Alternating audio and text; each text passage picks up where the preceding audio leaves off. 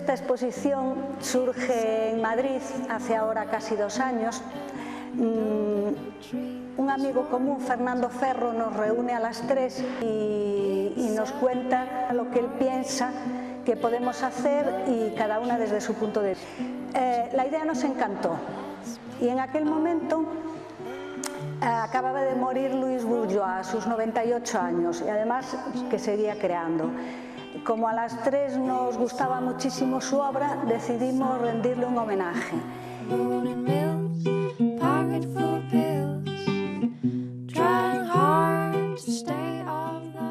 La última etapa de su vida hace unas arañas gigantes que para ella significan la madre que repara los daños. La aguja dice que para ella significa el perdón. Por tanto, esa telaraña enorme que hay, hecha con medias de seda y con un corpiño, es un homenaje a Louis Bourgeois, es la tejedora inteligente.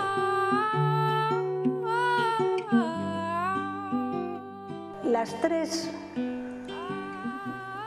contamos nuestra historia desde nuestro punto de vista, que quizás nos lo da la edad que estamos atravesando cada una. Ana, que es la más joven de las 3, habla de la sexualidad, del miedo.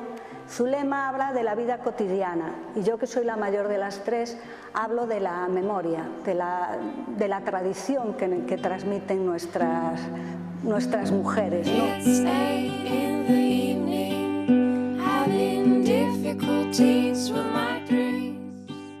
Esta exposición gira en torno a las emociones, también la de Louis Bourgeois, y tiene muchas cosas en común con ella, que son los materiales, las telas, las lanas que ella elige.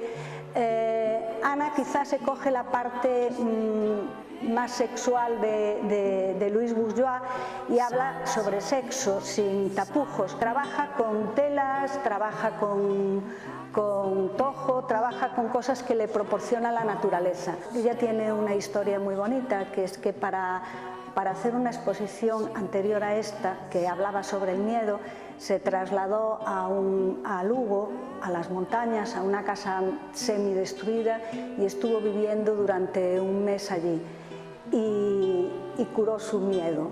Y tiene una historia preciosa sobre un perro al que le daba de comer y aparecía, y de ahí surge, y ella lo liga con la historia de la Caperucita y el lobo.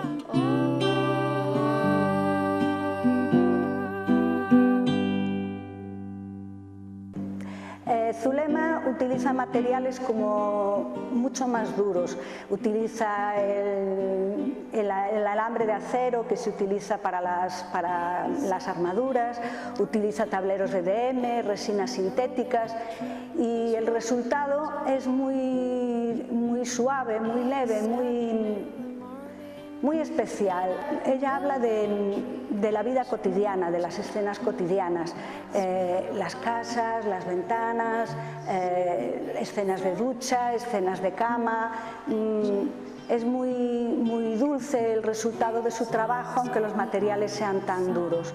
Un día le pregunté de dónde sacaba las ideas para esas ventanas tan preciosas que tiene, y me contaba que una tarde en Madrid, paseando por Malasaña con un calor sofocante, alguien dentro de una casa abrió una ventana, ella estaba mirando el balcón, y la cortina salió hacia afuera. Se quedó fascinada y sacó lápiz y papel y empezó a dibujarlo.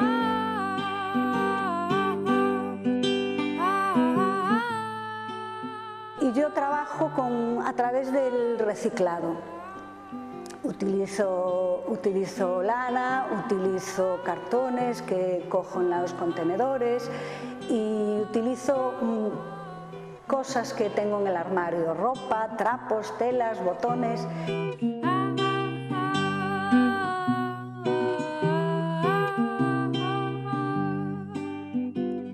Elegimos este título porque pensamos que tiene mucho que ver con lo que cada una llevaba en el fondo del alma, y jugábamos también con ese tan llevado que tienes en tu fondo de armario. Y entonces cada una es lo que lleva en su fondo de armario, en el fondo del alma. y tiene mucho que ver con las telas, con la naturaleza, con la condición de ser mujeres, y nos pareció un título perfecto para esta exposición.